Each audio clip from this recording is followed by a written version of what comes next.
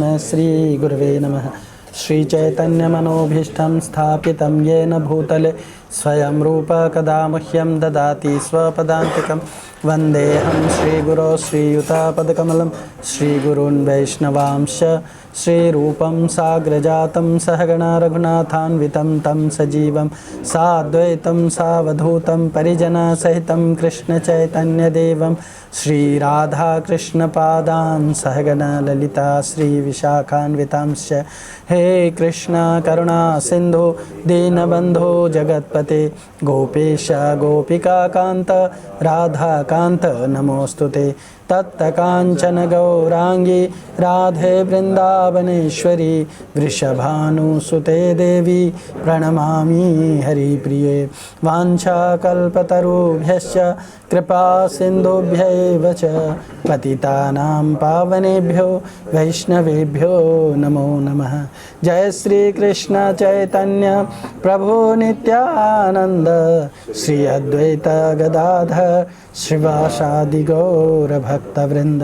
हरे कृष्णा कृष्णा कृष्णा हरे हरे, हरे राम राम राम हरे हरे। हरे कृष्ण। ईशावास्यमिदं सर्वं यत्किञ्च जगत्यां जगत् तेन त्यक्तेन भुञ्जीथ मा गृध्द कस्य स्विद्धनम्। कुर्वन्नेवेह कर्माणि जीजीविषेच्छ तं समा। एवं त्वयि नान्यथेतोऽस्ति न कर्म लिप्यते नरे। कुर्वन्नेवेह कर्माणि जीजीविषेच्छ तं समा। एवं त्वयि नान्यथेतोऽस्ति न कर्म लिप्यते नरे। कुर्वन्नेवेह कर्माणि जीजीविषेच्छ तं समा। एवं त्वयि नान्यथेतोऽस्ति न कर्म लिप्यते नरे।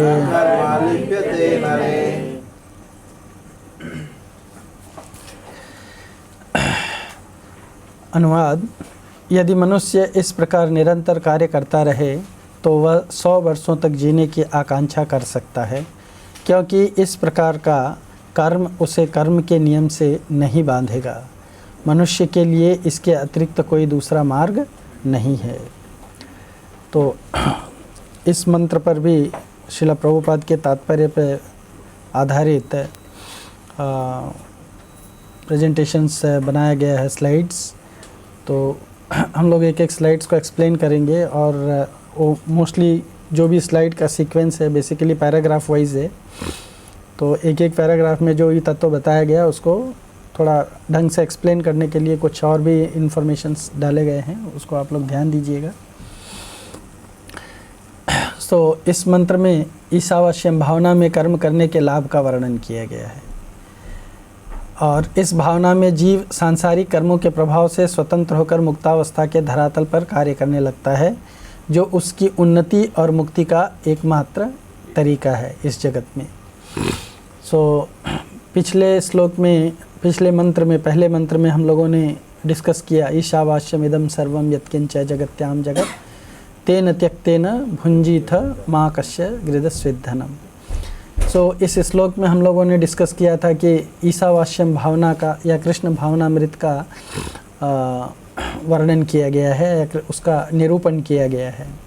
तो ईशावास्यम भावना क्या है ये हम लोगों ने पिछले श्लोक में डिस्कस किया। ईशावास्यम भावना है कि इस जगत में जो कुछ भी दृश्य है, जो कुछ भी हमें नहीं दिखाई दे रहा है, सब कुछ किसकी संपत्ति है? सब कुछ भगवान के स्वामित्व में है, सब कुछ भगवान की संपत्ति है। इसलिए जीव को इस जगत के चीज़ों के प्रति वैसा ही व्यवहार करना चाहिए कि जैसे हम किसी अन्य व्यक्ति के वस्तुओं के प्रति हम इस जगत में व्यवहार करते हैं, ये अच्छी तरह से जानते हुए कि ये वस्तु मेरा है या किसी अन्य का है। तो ये जानना चाहिए कि इस जगत में भगवान की ही सब कुछ वस्तु है और भगवान ही इसके स्वामी है, और भगवान ने ही जीवों के जीविका उपार्जन के लिए किस तरह से जीवन धारण करेंगे जीव, उसके लिए भगवान ने ही प्रत्येक जीव के लिए एक कोटा निर्धारित कर दिया है। प्रत्येक जीव के लिए उसके जीविका उपार्जना के लिए आवश्यक जो है उसके लिए निर्धारित कर दिया है। पिछले हम लोगों ने डिस्कस किया था कि किस तरह से जब कोई व्यक्ति नौकरी करता है किसी मालिक के लिए या स्वामी के लिए, तो स्वामी जो है उसके रख रखाव के लिए, उसके मेंटेनेंस के लिए उसको कुछ धन देता है जिससे कि वो अपना जीविकोपार्जन कर सकता है। सो उसी तरह से भगवान ने भी प्रत्येक जीव के लिए उसके जीविकोपार्जन के लिए उसके लिए कुछ न कुछ निर्धारित किया है इस जगत में जो कुछ भी सृष्टि है उसके द्वारा। सो कहते हैं कि अगर व्यक्ति इस कृष्ण भावनामृत से कृष्ण भावना भावित होकर के अगर जगत में अपने कार्य व्यापार का संचालन करेगा तो वो इस जगत में सैकड़ों वर्षों तक जीने के बावजूद भी कर्म बंधन में नहीं फंस सकता, कर्म बंधन में नहीं फंसेगा। पर अगर वो इस भावना के अनुरूप जगत में कार्य नहीं करता है, अगर वो अपने लिए कार्य करता है, जैसे कि भगवद गीता के 3 अध्याय के 9वें श्लोक में बताया गया है, यज्ञार्थो कर्मणो यत्र लोकोयम कर्म बंधना। यज्ञ अर्थो कर्मणो, यज्ञ के लिए कर्म करना चाहिए, अन्यत्र लोकोयम कर्म बंधना, अन्यथा फिर बाकी जीवों के लिए ये कर्म बंधन उपस्थित करेगा। तो इसीलिए जीवात्मा को ये समझना चाहिए कि इस जगत में जो कुछ भी संपत्ति है, जो कुछ भी विषय वस्तु है, सब कुछ किसकी संपत्ति है? भगवान की संपत्ति है, और प्रत्येक जीवात्मा को उसी के अनुसार कर्तव्य का निर्वाह करना चाहिए। और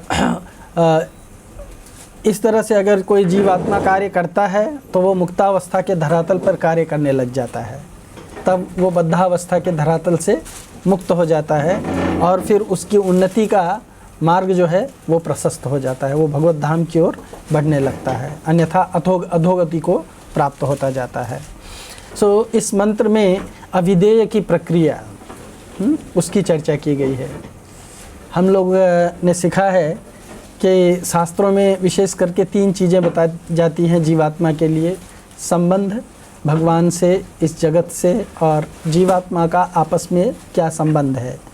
उसके बाद में उस संबंध को कैसे प्राप्त किया जाए उसके तरीका बताया गया है। उसको जो तरीका बताया गया है, जो उपाय बताया गया है, उस उपाय को कहते हैं अभिधेय। अभिधेय एक बड़ा विस्तृत विषय है, उसमें बहुत सारे जो मार्ग बताए गए हैं, तरीका बताए गए हैं, उसमें कौन सा मार्ग जो है वास्तव में अभिधेय है, हाँ, ये सब यहाँ का स्कोप का डिस्कशन नहीं है। हाँ, फिर भी एक अंडरस्टैंडिंग के लिए मैं आपको बता रहा हूँ कि जो 4 मार्ग बताए गए हैं, कर्म योग, ज्ञान योग, ध्यान योग और भक्ति योग, इसमें भागवतम में 2 अध्याय में जहाँ ब्रह्मा जी को भगवान ज्ञान दे रहे हैं चतुश्लोकी भागवत में, तो चतुश्लोकी भागवत में भगवान ब्रह्मा जी से बताते हैं कि इस जगत में अगर ज्ञान प्राप्त करना है तो उस ज्ञान को परीक्षण करने के लिए कुछ पद्धति बताई गई है, कुछ नियम बताए गए हैं, कुछ कंडीशंस बताए गए हैं। उस कंडीशन के अनुसार अगर हम अपने ज्ञान को इवैल्यूएट करते हैं तो हम वास्तव में सहित अभिधेय का फॉलो करते हैं। उसमें 5 कंडीशंस बताए गए हैं। पहला कंडीशन ये है कि वो अभिधेय है जो वो अन्वयात व्यतिरेकाभ्याम, अन्वय यानी शास्त्र में वर्णित होना चाहिए, और व्यतिरेकाभ्याम का मतलब है कि ऐसा भी वर्णन होना चाहिए शास्त्रों में कि अगर इस उपाय का अवलंबन नहीं करेंगे तो हमें हमारे जीवन के लक्ष्य की प्राप्ति नहीं होगी, इसका भी वर्णन होना चाहिए। फिर सर्वत्र हर परिस्थिति में वो लागू होना चाहिए, हर व्यक्ति के लिए लागू होना चाहिए। ऐसा प्रोसेस जो हर परिस्थिति में लागू हो, हर एक व्यक्ति के लिए लागू हो, चाहे वो व्यक्ति किसी भी कैटेगरी में क्यों ना हो, पर वो अगर इस उपाय का अवलंबन करता है तो निश्चित तौर पे उसको उसके जीवन का लक्ष्य प्राप्त होगा। तो ऐसे कुछ कंडीशंस भगवान ब्रह्मा जी को बता रहे हैं और कहते हैं कि इसके आधार पर हमें हमारे अविधेय प्रोसेस को चेक करना चाहिए। तो इसमें एक मार्ग बताया गया है, एक प्रोसेस बताया गया है, और वो प्रोसेस इसमें विशेष करके अगर उसको हम अच्छी तरह से एनालिसिस करेंगे, उसका मूल्यांकन करेंगे, विश्लेषण करेंगे, तो पाएंगे कि वो जो है यहाँ पे जो अविधेय का चर्चा किया गया है वो कृष्ण भावना का चर्चा किया गया है। कृष्ण भावनामृत जो होता है वो भक्ति का अंग है। वो भक्ति है वास्तव में। कृष्ण भावना भावित होना भक्ति है। कृष्ण के लिए कर्म करना भक्ति का मार्ग है। तो इसकी चर्चा की गई है। अविधेय यह है, इसमें यह अविधेय बताया गया है कि सदैव कृष्ण भावना भावित मति में कर्म करें, और इसका परिणाम क्या होगा? इसका परिणाम होगा कर्मबंधम प्रहस्यसि, जो दूसरे अध्याय में भगवान बताते हैं, ये शाते अभिता सांख्य बुद्धि योगम तिमाम शृणु बुद्धया युक्तो यया पार्थ कर्मबंधम प्रहस्यसि। भगवान अर्जुन से कहते हैं कि हे अर्जुन, मैं अब तुम्हें सांख्य योग से तत्व को बताने जा रहा हूँ, और अगर तुम सांख्य योग के द्वारा इस तत्व को, बुद्धि योग के द्वारा या सांख्य योग के द्वारा अगर तुम इस तत्व को समझ जाओगे और उसके अनुरूप अपने जीवन का निर्वाह करोगे, अपने जीवन का संचालन करोगे, तो क्या होगा? कर्मबंधम रहस्यसि, कर्म के बंधन से मुक्त हो जाओगे। सो ईशावास्यम भावना में कार्य करने में अनुरक्त व्यक्ति कह रहे हैं कि जो व्यक्ति कृष्ण भावना भावित होकर के कृष्ण की संतुष्टि के लिए केवल कर्म करता है, वो व्यक्ति इस जगत में चाहे कितने भी वर्षों तक क्यों न जिए, लेकिन वो कर्म बंधन से मुक्त रहेगा। कर्म बंधन से पूरी तरह से मुक्त रहेगा। लेकिन भौतिकता से मुक्ति का, और भौतिक जगत में जो भौतिकता का कंडीशन है, उससे मुक्ति का एकमात्र यही तरीका भी है कि व्यक्ति जो है कृष्ण भावना भावित होकर के कर्म करे। अगर वो कृष्ण भावना भावित होकर के कर्म नहीं करता है तो इस जगत से मुक्ति होना असंभव है। जैसे कि मैंने पिछली बार भी आप लोगों को बताया था एक आध बार, तुलसीदास जी को कोट करके रामचरितमानस में तुलसीदास जी लिखते हैं, बारी मथे घृतनीक से सिकता ते बरुतेल, बिन हरि भक्ति न भव तरहि यह सिद्धांत अपील। सुना है आप लोगों ने? इसका अर्थ समझ गए होंगे। तुलसीदास जी कह रहे हैं कि बारी मथे घृत नीक से, पानी को मंथन करने से घी निकल सकता है, जो प्रैक्टिकली एक इम्पॉसिबिलिटी है। इम्पॉसिबिलिटी मतलब असंभव है। ऐसा कभी नहीं हो सकता है कि पानी का मंथन करेंगे और उससे घी निकलेगा। ऐसा हुआ है कभी? आप लोग ट्राई मार के देख सकते हैं है ना? भले दूध के अंदर पानी मिला होगा, लेकिन दूध से ही घी निकलेगा, पानी से घी नहीं निकलेगा। पर कहते हैं वो कि मान लो अगर ऐसा भी संभव है, बाहरी मथे घृतनीक से सिकता ते बरु तेल, और सूखे हुए बालू को लेकर के रगड़ने से, मंथन करने से बालू को, उसमें से तेल निकलेगा।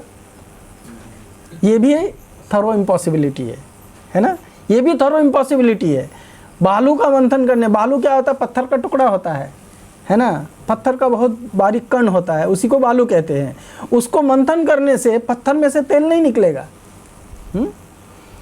तो कह रहे हैं मान लो ये भी संभव हो गया, पानी मंथने से घी निकल गया, बालू मंथने से तेल निकल गया, फिर भी बिना भगवान की भक्ति किए भौतिक जगत से मुक्ति असंभव है। ये लास्ट पॉइंट, भौतिकता से मुक्ति का एकमात्र यही तरीका है कि जीवात्मा भगवान की भक्ति में लगे, और भगवान की भक्ति में लगना मतलब कृष्ण भावना भावित कर्म करना। इस मंत्र में मनुष्य योनि के शुद्धिकरण के लिए शास्त्र अनुमोदित वर्णाश्रम भावना को प्रतिपादित किया गया है। ये भक्ति विनोद ठाकुर की टिप्पणी से लिया गया है। ये भक्ति विनोद ठाकुर जी ने जो इसके ऊपर टिप्पणी लिखा है, वेदांत देशिका ने टिप्पणी लिखा है, भक्ति विनोद ठाकुर ने टिप्पणी लिखा है, नहीं, ये बलदेव विद्याभूषण की टिप्पणी से है। ये बलदेव विद्याभूषण ने ये टिप्पणी दिया था, उसके आधार पर ये लिखा गया है कि इस मंत्र में मनुष्य योनि के शुद्धिकरण के लिए शास्त्र अनुमोदित वर्णाश्रम भावना को प्रतिपादित किया गया है। तो आप लोगों को ये समझना चाहिए कि वास्तव में वर्णाश्रम क्या है, और वर्णाश्रम का प्राण क्या है। वर्णाश्रम क्या है? वर्णाश्रम भगवान कहते हैं कि ये मेरा बनाया हुआ एक सिस्टम है, ये मेरे द्वारा बनाया गया एक सिस्टम है, एक पद्धति है। किसके लिए बनाया है? अतः पुंभिर द्विज श्रेष्ठ वर्णाश्रम विभागसः स्वनुष्ठितस्य स्वधर्मस्य संसिद्धिर हरितोषणम। क्यों वर्णाश्रम का विभाजन किस आधार पर किया जाता है? भगवान कहते हैं वर्णाश्रम का विभाजन जो है भगवान कहते हैं वर्णाश्रम मैंने बनाया है और गुण कर्म विभाग से, गुण और कर्म के आधार पर। अगर गुण और कर्म के आधार पर प्रत्येक व्यक्ति का हम विश्लेषण करें तो हम पाएंगे कि हर एक व्यक्ति एक ही जैसा गुण वाला और एक ही जैसा कर्म वाला नहीं है। लोगों के गुण भिन्न हैं और लोगों के गुण के अनुसार कर्म भी भिन्न होते हैं। तो हर एक व्यक्ति को एक ही कैटेगरी में रखना मुश्किल है ना। और अगर गुण और कर्म के आधार पर क्लासिफिकेशन करेंगे, जैसे हीरा होता है ना, तो कुछ लोग हीरे को टुकड़ा टुकड़ा जो है उसका अलग अलग क्लासिफिकेशन करते हैं। किसके आधार पर करते हैं? उसके साइज़ के आधार पर, है ना। जब वो हीरा जब तक पॉलिश नहीं हुआ रहता है तो उसका छटनी किस आधार पर करते हैं? लाइब्रेरी में आप लोग देखे होंगे कि लाइब्रेरी के बहुत सारे रैक्स में बुक रखे रहते हैं, है ना। क्या सारे बुक्स एक साथ में मिक्स करके रख दिए गए रहते हैं? हाँ, तो वो अलग अलग विभाजन किसके आधार पर होता है? हाँ, सब्जेक्ट के आधार पर होता है ना, भाषा के आधार पर होता है। ओके, हिंदी के बुक्स यहाँ रहेंगे, अंग्रेजी के बुक्स यहाँ रहेंगे, हिंदी में भी ये इकोनॉमिक्स के बुक्स यहाँ रहेंगे, इंजीनियरिंग के बुक्स यहाँ रहेंगे, मेडिकल के बुक्स यहाँ रहेंगे, है ना। तो इस तरह से क्लासिफिकेशन किया जाता है। उसी तरह से समाज में भगवान ने जीवों के गुणों के और उनके कर्मों के आधार पर, उनके गुणों के अनुसार ही उनके कर्म होते हैं। इसीलिए गुण और कर्म न कि जन्म के आधार पर। क्यों? जन्म के आधार पर विभाजन करने में बुराई क्या है? जन्म के आधार पर विभाजन करने में बुराई ये है कि एक ही घर में पैदा हुए अनेक बच्चे जो है वो अलग अलग वृत्ति के होते हैं, उनके स्वभाव अलग अलग होते हैं, उनके गुण अलग अलग होते हैं, उनके कर्म अलग अलग होते हैं, है ना। कोई व्यक्ति जो है उसमें गायक बनता है, कोई क्षत्रिय का भाव रहता है, कोई डरपोक रहता है, किसी के अंदर सेवा करने का भाव रहता है। ऐसा नहीं है कि एक ही घर में जन्मे सबके सब एक जैसा ही व्यवहार करेंगे, है ना। और हम लोग ये देखते भी हैं समाज में, एक ही घर में एक ही पिता और माता से पैदा हुए जितने भी 4-5 बच्चे हैं उनमें अलग अलग भावनाएं रहती हैं, अलग अलग गुण रहते हैं। तो उनको कैसे एक ही कैटेगरी में डिवाइड कर सकते हैं हम? इस तरह से नहीं डिवाइड किया जा सकता है। इसीलिए भगवान ने प्रॉपर अंडरस्टैंडिंग के लिए क्या किया है? गुण और कर्मों के आधार पर विभाजित किया है। और ये गुण और कर्मों के आधार पर विभाजन का उद्देश्य क्या है? अतः पुंभिर द्विज श्रेष्ठ वर्णाश्रम विभाग स्वधर्म स्वनुष्ठितस्य स्वधर्मस्य, अपने स्वधर्म में अनुष्ठित रह करके वो जीवात्मा का एकमात्र उद्देश्य क्या है? भगवान की संतुष्टि के लिए कर्म करे। भगवान की संतुष्टि के लिए कर्म करे। श्रीमद् भागवत के 11वें कैंटो में बताया जाता है वर्णाश्रम के बारे में कि ये वर्णाश्रम के सिवा विष्णु को संतुष्ट करने का दूसरा कोई अन्य उपाय नहीं है ना। हाँ, विष्णु को संतुष्ट करने का दूसरा अन्य कोई उपाय नहीं है। इसलिए वर्णाश्रम जो है वो बहुत महत्वपूर्ण है। और वर्णाश्रम का प्राण क्या है? वर्णाश्रम सिस्टम भगवान ने जो बनाया, सनुष्ठितस्य स्वधर्मस्य संसिद्धिर हरितोषणम, तो भगवान की संतुष्टि के लिए अगर हमको कर्म करना है तो हमारा कर्म भगवत केंद्रित होना चाहिए, है ना। इसीलिए वर्णाश्रम का प्राण क्या है? वर्णाश्रम का प्राण है कि स्मर्तव्यम सततम विष्णु विस्मर्तव्यम न जातुचित सर्वविधि निषेध एतयोरेव किंकरः। सब प्रकार के विधि और निषेध है, शास्त्रों में जो कुछ विधि और निषेध बताए गए हैं उनका सबका एकमात्र उद्देश्य क्या है? विष्णु को स्मरण करना। तो विष्णु को स्मरण करने का मतलब क्या है? Always remember Krishna. कृष्ण भावनामृत का यही मोटो है। लोग अंग्रेजी में बोलते हैं, इसका उद्देश्य क्या है कृष्ण भावनामृत का? Always remember Krishna, never forget Krishna. हमेशा कृष्ण को स्मरण करो और कृष्ण को कभी भूलो मत। जब हमेशा स्मरण करो तो न भूलो का इंस्ट्रक्शन अपने आप है ना। फिर यही बात दोबारा क्यों कही गई है? तो इसी को वर्णाश्रम का प्राण कहा गया है। और इसीलिए वर्णाश्रम को अनुमोदित किया गया कि अगर कोई व्यक्ति कृष्ण भावना भावित रहना चाहता है तो उसको वर्णाश्रम के अनुसार अपने जीवन का यापन करना चाहिए। समझ में आया ना? क्यों? क्योंकि व्यक्ति अगर वर्णाश्रम के अनुसार अपने जीवन का यापन नहीं करता है, वो दूसरे किसी के गुण धर्म को या दूसरे किसी के स्वधर्म को नकल करने की कोशिश करता है, तो वो समाज में केवल क्या करेगा? उत्पात बनाएगा। समाज में केवल अस्थिरता पैदा करेगा। इसीलिए रिकमेंडेड है कि अपना गुण के और अपने धर्म के अनुसार, अपने गुण और कर्म के अनुसार आपसे जितना होता है, भले ठीक से नहीं होता है फिर भी वही करो जिसमें तुम्हारा रुचि है ना? जिसमें तुम्हारा रुचि नहीं है, स्वाभाविक रुचि नहीं है, वो कर्म मत करो। उसमें करने के लिए एक्सपर्ट भी हो अगर आप तो भी। हाँ, स्वधर्म निधनो श्रेय परधर्म भयावह। हाँ, दूसरे का नकल करना, भले उसको कर सकते लेकिन नकल करना क्या है? वो भयावह है। वो समाज में अस्थिरता पैदा करेगा, उस व्यक्ति के खुद के लिए भी अच्छा नहीं है। इसीलिए बलदेव विद्याभूषण जी ने बहुत महत्वपूर्ण पॉइंट बताया है। इस मंत्र को में मनुष्य योनि के शुद्धिकरण के लिए शास्त्र अनुमोदित वर्णाश्रम भावना को प्रतिपादित किया गया है। और कहा गया, इसमें क्या कहा गया है? वर्णाश्रम के अनुरूप आपका जो कर्तव्य है, कुर्वन्ने वेह कर्माणि, हाँ, इस तरह से अपने सारे कर्म को करो। किस तरह से? जैसा पिछले श्लोक में बताया गया है, कृष्ण भावना भावित होकर के अपने सारे कर्म को करो।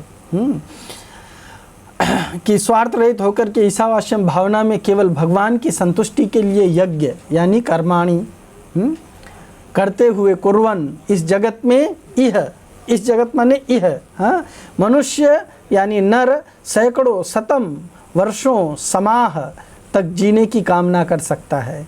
यह भी बताया गया है कि मनुष्य को कर्म बंधन से मुक्ति न कर्म लिप्यते के लिए इसके अलावा अन्य ना अन्य कोई वैकल्पिक कारण है।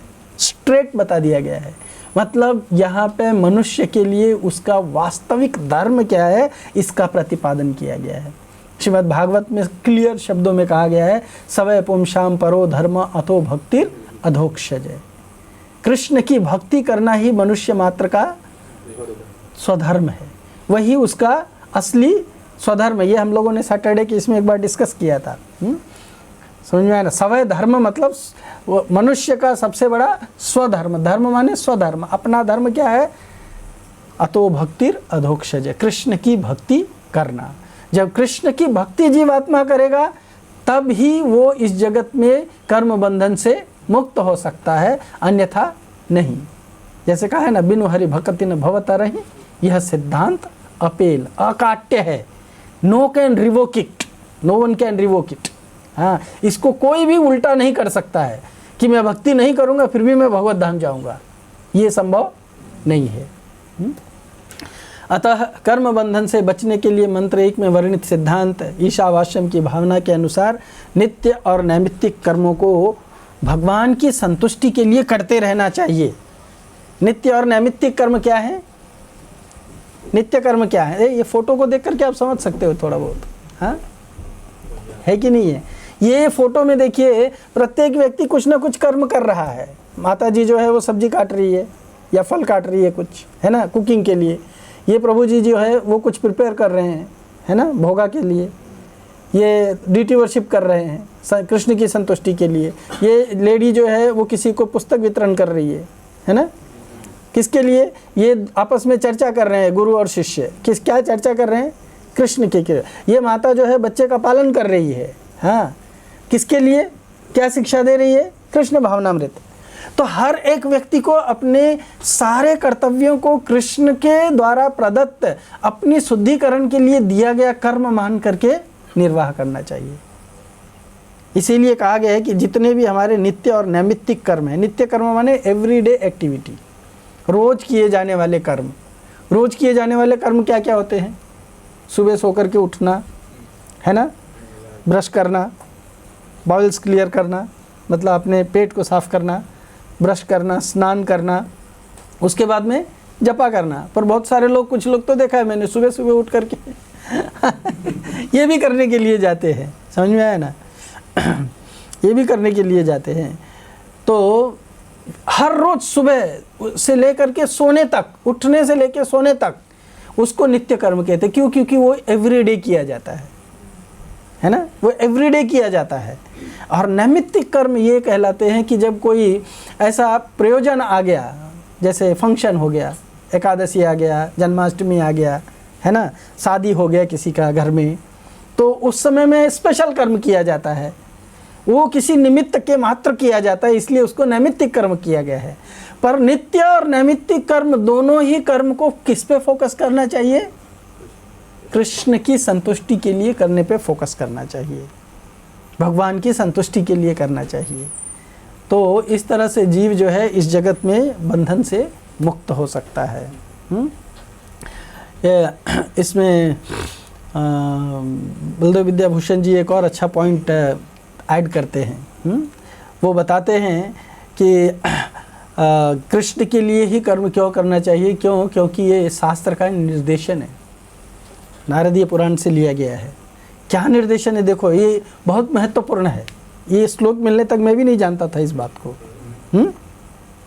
इसमें लिखा है, अज्ञस्य कर्म लिप्यते कृष्णोपासितम अकुर्वत। अज्ञस्य मतलब जिसको नॉलेज नहीं है। अज्ञस्य कर्म लिप्यते, जो बिना नॉलेज के, बिना बुद्धि के, हाँ, अगर किसी कर्म में लगता है जिसमें कृष्ण की उपासना नहीं है, हाँ, अकुर्वत, समझ में आया ना, वो करता है, ऐसा कोई कर्म करता है, यदि अज्ञानता के कारण कोई भगवान की भक्ति नहीं करता है तो वह क्या करता है? पाप करता है। स्ट्रेट इंस्ट्रक्शन है।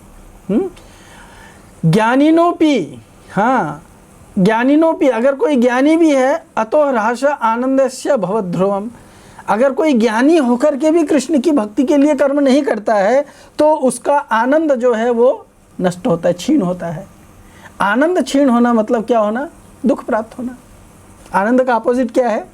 दुख प्राप्त होना। और दुख किसके कारण प्राप्त होता है? पाप के कारण, है ना।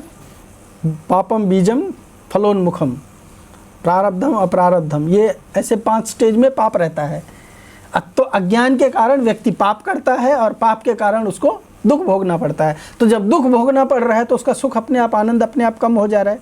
तो भले कोई ज्ञानी है, अगर वो कृष्ण के लिए सेवा नहीं करता है, कृष्ण के लिए कर्म नहीं करता है, तो वो भी निश्चित रूप से क्या करता है? उसका आनंद हर्ष का क्षीण हो जाएगा। इस तरह कृष्ण भक्ति का परित्याग करने वाला ज्ञानी भी पापी हो जाता है। इसलिए प्रत्येक मनुष्य को भगवान कृष्ण की संतुष्टि के लिए कर्म यानी भक्ति करना नितांत आवश्यक है।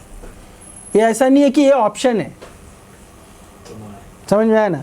मनुष्य समाज के लिए ऐसा नहीं है कि ये ऑप्शन है कि चलो जब मूड में आए तो हम करेंगे भगवान के लिए। नहीं, भगवान की भक्ति करने का मेरा मन में आ रहा है तो नहीं करूँगा, क्या प्रॉब्लम है? समझ में आया। प्रॉब्लम ये है कि हम कृष्ण की भक्ति नहीं करेंगे, चाहे ज्ञानी हो चाहे अज्ञानी हो, तो क्या कर रहे हैं? पाप कर रहे हैं। तो सिंपल है कर्म के सिद्धांत को समझना। इसीलिए इसमें कुर्वन्ने वे कर्माणि जी जी विशेषतम समा। इस जगत में रहते हुए जो भी कर्म करना है वो केवल कृष्ण भावना भावित होकर के ही करना चाहिए, हाँ, नहीं तो उसका परिणाम अगले श्लोक में बताया, वो हम लोग नेक्स्ट टाइम डिस्कस करेंगे। लेकिन अगर कृष्ण भावना भावित में होकर के कर्म करता हूँ तो न कर्म लिप्यते, कर्म में नहीं फंसूंगा। जीव कर्म बंधन में क्यों और कैसे फंसता है, फिर ये जानना आवश्यक है। इच्छा और द्वेष के कारण भगवद गीता के 7.27 में बताया गया है। क्या है वो? इच्छा द्वेष समुत्थेन द्वंद्व मोहेन भारत। 27 ना, सर्वभूतानि सम्मोहम सर्गे यान्ति परंतप। क्या कहा गया है? हे भरतवंशी, हे शत्रु विजेता, समस्त जीव जन्म लेकर इच्छा तथा घृणा से उत्पन्न द्वंद्वों से मोहग्रस्त होकर के मोह को प्राप्त होते हैं, मतलब पतन को प्राप्त होते हैं। सो इच्छा और द्वेष के कारण जीव भगवान से स्वतंत्र होकर के ईश्वर और भोगी बनने का प्रयास करता है। 16.14 में जाइए। 16.14 नहीं, गीता नहीं होगी आप लोग के पास। 16वें अध्याय के 14वें श्लोक में जाइए। उसमें बताया गया है कि जीवात्मा जब ईश्वर और भोगी बनने का प्रयास कर, ईश्वर हो हम भोगी वाला शायद है वो, असो मैं तया, हाँ, ये है असो मया हत शत्रु निश्यते चापरान अपि ईश्वरो हम भोगी सिद्धो हम बलवान सुखी। हाँ 16.14। सो जीवात्मा जब भगवान से द्वेष कर लेता है तो उसके अंदर ये टेंडेंसी डेवलप हो जाती है, उसके अंदर ये भाव डेवलप हो जाता है कि मैं भोगी हूँ। जबकि भगवान भगवत गीता में क्लियरली कह रहे हैं भोक्ताराम यज्ञ तपसाम सर्वलोक महेश्वरम सुहृदय सर्वभूतानाम ज्ञात्वा माम। अपने लिए कह रहे हैं कि मैं हूँ ये सब, शांतिम रक्षति। ये जीवात्मा को जानना चाहिए।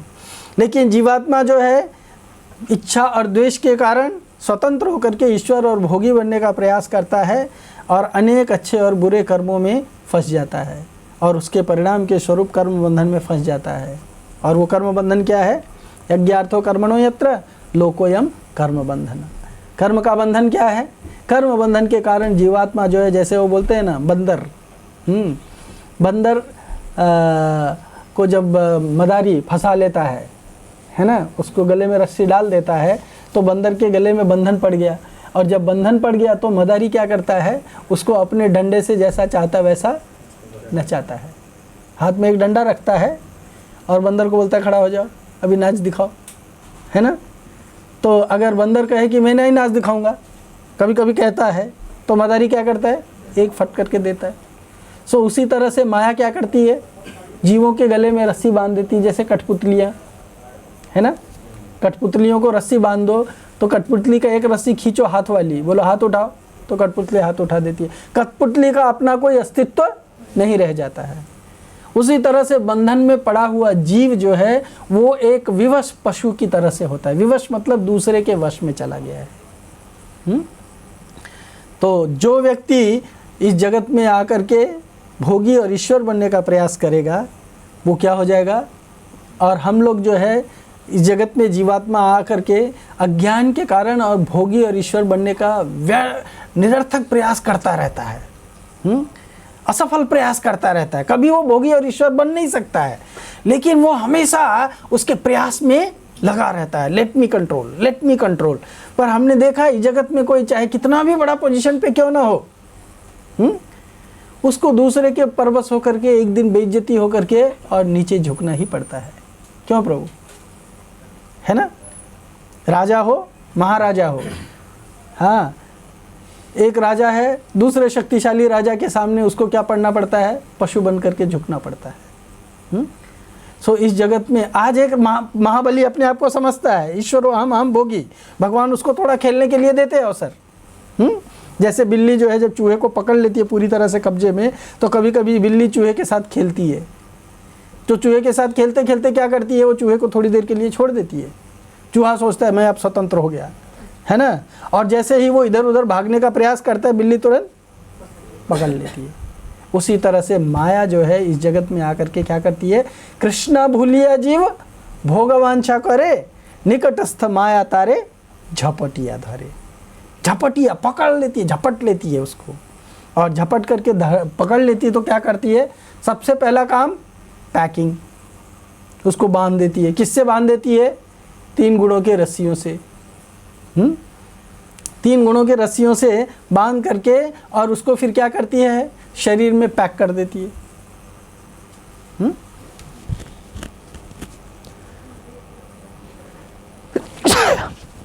3 गुणों की रस्सियों से बांध करके शरीर में पैक कर देती है, और शरीर में पैक करने के बाद में फिर उसको क्या करती है? डिस्पोज कर देती है, जाओ घूमो। हाँ, अब तुम्हारे पैर में रस्सी बांध दिया, हाथ में रस्सी बांध दिया, हमको मालूम है तुम कहाँ जा पाओगे। कभी कभी देखा होगा आप लोगों ने, है ना, कोई गाय बड़ा बदमाशी करती है तो उसका मालिक क्या करता है? उसके गले में इतना लंबा लकड़ी बांध देता है ना, जो लकड़ी उसके दोनों पैरों के बीच से चलती है। तो जैसे ही गाय थोड़ा भी तेज भागने की कोशिश करेगी तो उसको हर्ट होता है, ठक ठक लगता है। समझ में आया ना। और मालिक जो है उस गाय को फिर बिंदास छोड़ देता है, जाओ भाई कहाँ तक भागेगी तुम, देखूंगा मैं, है ना। उसी तरह से माया क्या करती है? बांध करके छोड़ देती है, भागो। कितना भागोगे? तुम्हारा पंख तो मेरे हाथ में है, जब चाहूँगा जब पकड़ कर तुम्हारा नाक घसीट करके लेके आ जाओ। सो ये किसके साथ होता है? जो जीवात्मा भगवान से स्वतंत्र होकर के भोग की इच्छा करता है। इसलिए भगवान अर्जुन को इंस्ट्रक्शन दे रहे हैं, तदर्थम कर्म कौन्तेय, तद अर्थम, इसलिए हे अर्जुन उसके स्वार्थ के लिए कर्म करो। दुर्योधन क्या बोलता है, मदर्थे त्यक्त जीविता, लोग मेरे लिए मरने को तैयार हैं, तो तुम्हारे लिए मरने को तैयार थे तो मर गए, कोई नहीं बचा, है ना, तुम भी मर गया, है कि नहीं है। पर भगवान क्या कह रहे हैं, इस जगत के अर्थे या अपने स्व अर्थे मत कर्म करो, तद अर्थे, हाँ, भगवान के लिए कर्म करो, भगवान की संतुष्टि के लिए कर्म करो। इस तरह से मुक्त संग, इस भौतिक जगत के कलमश से मुक्त होकर के, हाँ, सम आचर, इससे जगत से मुक्त होने का समाचर करो, आचरण करो। और वो आचरण क्या है, इस जगत से मुक्त होने का प्रयास जो है उसको इस जगत से मुक्त होने का आचरण कहा गया है। और इस जगत से मुक्त होने का आचरण क्या है, कृष्ण की संतुष्टि के लिए कर्म करो, भले ज्ञानी हो अज्ञानी हो, किसी भी कैटेगरी में हो, लेकिन क्या करो, नॉलेज है नहीं है फिर भी क्या करना चाहिए, कृष्ण की संतुष्टि के लिए ही कर्म करना चाहिए, यही एकमात्र उपाय है। प्रभुपाद जी लिखते हैं, गाते हैं ये भजन, मेरे को बहुत अच्छा लगता है इसलिए मैं इसको यहाँ पे लिख लाया हूँ। अनादि कर्म फले पड़ी भवार नव जले, तरी बारे ना देखी उपाय, यही विषय हला हले दिवा निशी हिया जले, मन कभू सुख नहीं पाए। इस जगत में जो व्यक्ति, प्रभुपाद जी कहते हैं, पता नहीं किन जन्मों में कौन सा ऐसा कर्म किया था जिसके कारण इस भव सागर में आकर के गिर गया हूँ, हाँ, और इस भव सागर से फिर निकलने का दूसरा कोई उपाय नहीं है। इस भव सागर से निकलने का तो कोई उपाय नहीं है। एहनो समय बंधु तुम्ही कृष्ण कृपा सिंधु, हे कृष्ण आप कृपा के सागर हैं, आप कृपा करके, कृपा करी तोलो मोरे बल, आप मुझे शक्ति दो, आप मुझे सहायता करो, क्योंकि आपकी सहायता से ही मैं इस भव सागर से निकल सकता हूँ। और कृष्ण कहते हैं कि जो मेरी शरण में आता है, क्षिप्रम भवति धर्मात्मा सस्वम शांति निगच्छति, कौन्तेय प्रतिजानी ही न मे भक्ता प्रणश्यति। जो मेरी भक्ति करता है वो व्यक्ति को कभी भी किसी भी प्रकार का नुकसान नहीं होता है, कोई भी तरीके से वो उसका क्या कहते हैं, प्रणश्यति, हाँ, उसका पतन नहीं होता है। लेकिन कौन है भगवान की भक्ति करने वाला, भगवान लक्षण बताते हैं, हाँ, कौन उनकी भक्ति करता है। भगवान कहते हैं, मच्चिता मद्गता प्राणा बोधयन्तश्च परस्परम कथयन्तश्च माम नित्यम तुष्यन्ति च रमन्ति च। जो नित्य निरंतर केवल मेरे बारे में चिंतन करता है, मेरे ही बारे में सोचना, मेरे बारे में कर्म करना, सब कुछ मुझसे रिलेटेड ही उसके जीवन का सब कुछ है, ऐसा व्यक्ति मेरा भक्त है। और ऐसा व्यक्ति अगर वो अपिचेत सुदुराचार हो, वो कितना भी दुराचारी भी क्यों ना होगा, क्या होगा, क्षिप्रम भवति धर्मात्मा, तुरंत वो क्या हो जाएगा, धर्मात्मा बन जाएगा। क्यों? क्योंकि वो सम्यक व्यवस्थित हो, वो अच्छी तरह से स्थित है। अच्छी तरह से स्थित होना क्या है, वो अपने ओरिजिनल कॉन्स्टिट्यूशनल पोजीशन में स्थित है। ओरिजिनल कॉन्स्टिट्यूशनल पोजीशन क्या है, मूल सैद्धांतिक स्वरूप क्या है हमारा, जीवेर स्वरूप है कृष्णेर नित्य दास। कृष्ण की नित्य सेवा करना, दासता करना ही जीव का एकमात्र स्वरूप है। तो उस स्वरूप के अनुसार जो व्यक्ति व्यवस्थित है, भगवान कहते हैं इस भौतिक जगत में आकर के उसका थोड़ा बहुत पतन हो भी गया है, पर अगर वो ये अपने इस नित्य स्वरूप में अगर वो यहाँ पर भी सिचुएटेड हो जाता है तो क्षिप्रम भवति धर्मात्मा, तुरंत मुक्त हो जाएगा। और ऐसे भक्त के लिए भगवान कहते हैं, हाँ, भवामि न अचिरात पार्थ मय्यावेशित चेतसाम, जिन लोगों की चेतना मुझ में लगी है उनको मैं बिल्कुल समय नहीं देता हूँ, कुछ भी समय नष्ट नहीं करता हूँ, तुरंत क्या करता हूँ, उबार लेता हूँ। तेषाम हम समुद्धरता मृत्यु संसार सागरात, इस मृत्यु संसार के सागर से, भव जगत से मैं क्या करता हूँ, तेषाम हम समुद्धरता, उनको मैं निकाल लेता हूँ बाहर। और भगवान पर्सनली आकर के निकाल लेते हैं, ऐसे बहुत सारे इंस्टेंसेस हैं। इसीलिए हम अगर किसी बुरे कर्मों के कारण, अनादि कर्म फले, किसी बुरे पूर्व के किसी बुरे कर्मों के कारण अगर इस भौतिक जगत में आकर के गिर चुके हैं, तो हमको चाहिए कि हम क्या करें, फिर से उसको रिवाइव करें, और हम अपने लिए कर्म करना छोड़ करके भगवान की संतुष्टि के लिए कर्म करना शुरू करें। अन्यथा ये जगत जो है विषय है, विषय हलाहले। ये जगत क्या है? विषय, संसार भोग का जो अभिलाषा है वो हलाहल है। हलाहल माने पॉइजन। और अगर कोई व्यक्ति पॉइजन खा लेता है तो उसके बॉडी में भयानक जलन होती है, और उस जलन से तड़प तड़प करके वो क्या हो जाता है? मर जाता है। दीवानिशी हिया जले मन कभू सुख नहीं पाए। और मन को कभी शांति नहीं मिल सकती है। और मन को शांति न मिलने का एकमात्र कारण क्या है? कृष्ण के लिए कृष्णा भूलिया, कृष्ण को भूल गया और अपने लिए कर्म करना शुरू किया। ये हम सबका सबसे बड़ा प्रॉब्लम है जगत में।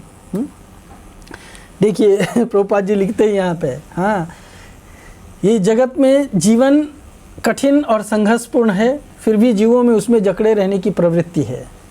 ये जकड़न की प्रवृत्ति, ये देख सकते हैं आप फोटो में कि बेचारा बैल भी गाड़ी खींच रहा है ना, उसकी क्या स्थिति है। और बैल थक गया है तो गाड़ी पे माल लदा हुआ जो गाड़ीवान है वो भी धक्का मार रहा है उसको, है ना।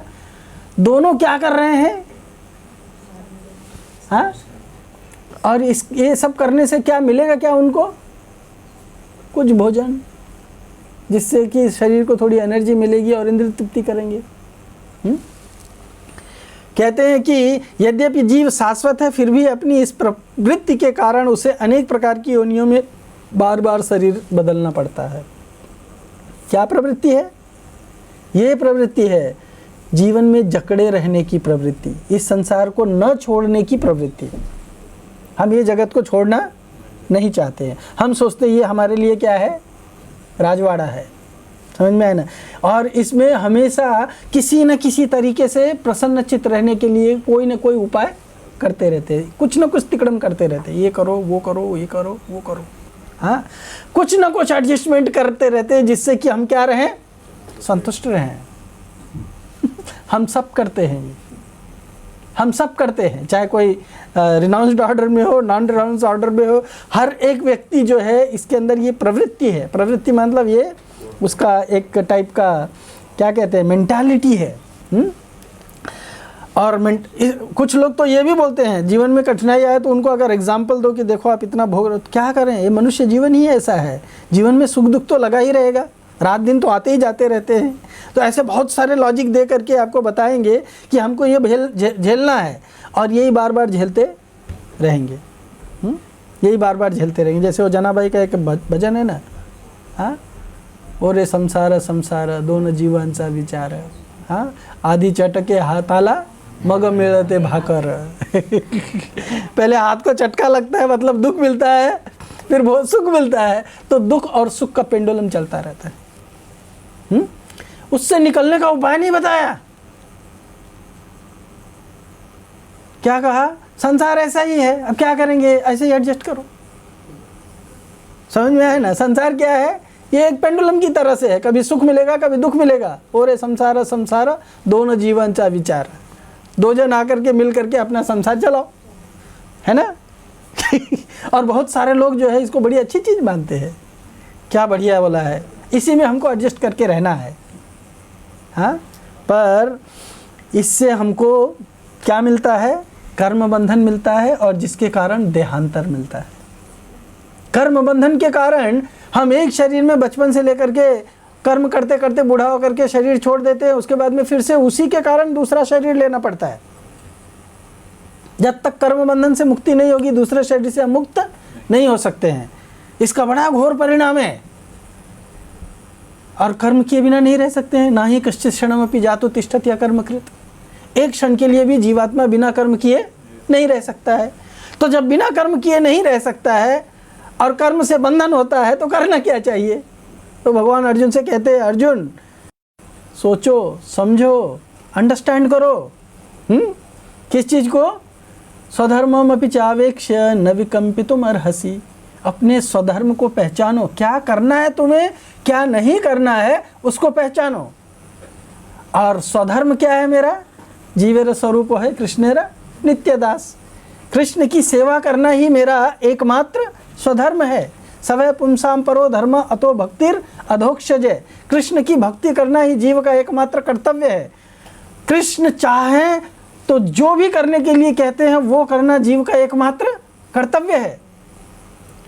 तो जीव को भगवान कहते हैं, भागवतम में भी, उद्धव गीता में उद्धव को सुनाते हुए कहते हैं, हाँ, कि स्वे से अधिकारे या निष्ठा सगुण परिकीर्तित है। जिस जिस चीज़ में आपका अधिकार है उसको करना ही गुण है, जिस चीज़ में अधिकार नहीं है उसको करना क्या है, दोष है, तद्दोष करके रहने का मतलब है कि कृष्ण की संतुष्टि के लिए ही समस्त कर्तव्य करते रहना चाहिए। अगर कृष्ण की संतुष्टि के लिए हम कर्तव्य नहीं करते हैं, क्यों? क्योंकि कृष्ण के प्रति हमारा कर्तव्य क्यों है? इस जगत में हम जो भी चीज़ हवा पानी इत्यादि ले रहे हैं वो किससे मिल रहा है? हम बोलते हैं ना कि उस पर हमारा अधिकार है। हम अगर उस पर अधिकार जमाते हैं तो उस अधिकार के साथ एक रिस्पॉन्सिबिलिटी भी आती है। अगर कोई कहे कि मैं पुलिस ऑफिसर हूँ और मेरा अधिकार है कि मैं ये पुलिस के कॉलोनी में जो घर दिया गया उस पर रहूँ, गाड़ी लेकर के घूमूँ, हाँ, तो क्या केवल उसको वही अधिकार है या उसके साथ उसका कुछ जिम्मेदारी भी है, कर्तव्य भी है? अगर जिम्मेदारी नहीं निभाएगा तो उसका वो अधिकार छीन लिया जाएगा। सिंपल है। सो उसी तरह से जब जीवात्मा को, विशेष करके मनुष्य को, भगवान ने जब भक्ति का अवसर दिया है, जीवात्मा को किस लिए बनाया है? कृष्ण नित्यदास, कृष्ण की सेवा करने के लिए। और जीवात्मा कृष्ण की सेवा करना छोड़ करके और वो क्या करे, अपना स्व सेंस ग्रेटिफिकेशन के लिए, अपनी इंद्रिय तृप्ति के लिए कार्य करने लगे तो वो अपने अधिकार से अनधिकृत चेष्टा करता है। और जब अनधिकृत चेष्टा करेगा तो तद्दोष, वो दोष है। समझ में आया ना? और दोष जब करेगा, गलती जब करेगा तो उसका क्या मिलेगा? रिजल्ट मिलेगा। वो रिजल्ट अगले श्लोक में बताएंगे कि क्या रिजल्ट मिलेगा। इसलिए कहते हैं कि देहांतर कहलाता है, उसमें उसका अपना कर्म ही उत्तरदायी होता है। और व्यष्टिक और सामूहिक रूप से प्रत्येक जाति, समाज या राष्ट्र जीवित रहना चाहता है। हाँ, ये स्वाभाविक है। क्यों? क्योंकि उनमें स्वभावतः जीवात्मा स्वभावतः शाश्वत है ना?